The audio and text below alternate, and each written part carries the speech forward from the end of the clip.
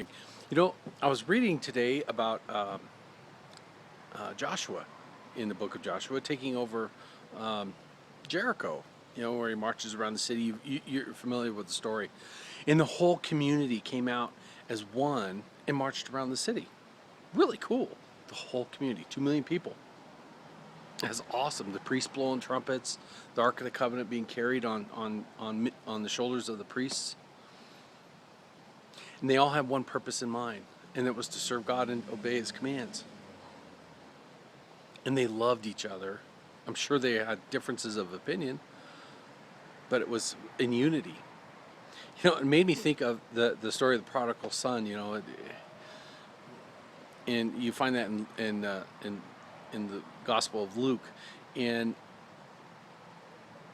at the end of the story, the father says, "This brother of yours has come home." The oldest son says, "This son of yours."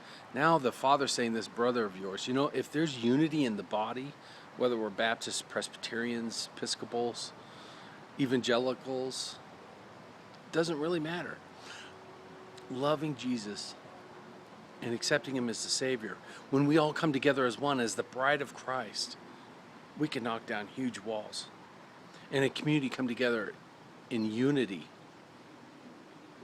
we'll advance the gospel instead of trying to eat our own and fighting and infighting, but loving each other and celebrating the differences and loving each other. Key word, loving each other.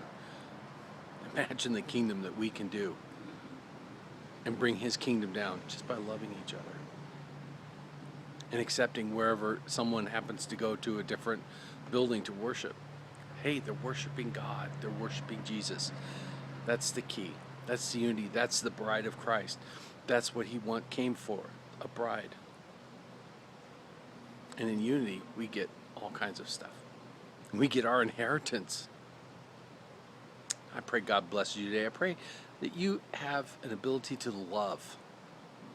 That God comes upon you and gives you the ability to love not only other brothers and sisters in the Lord, not to tear them down, but to build them up.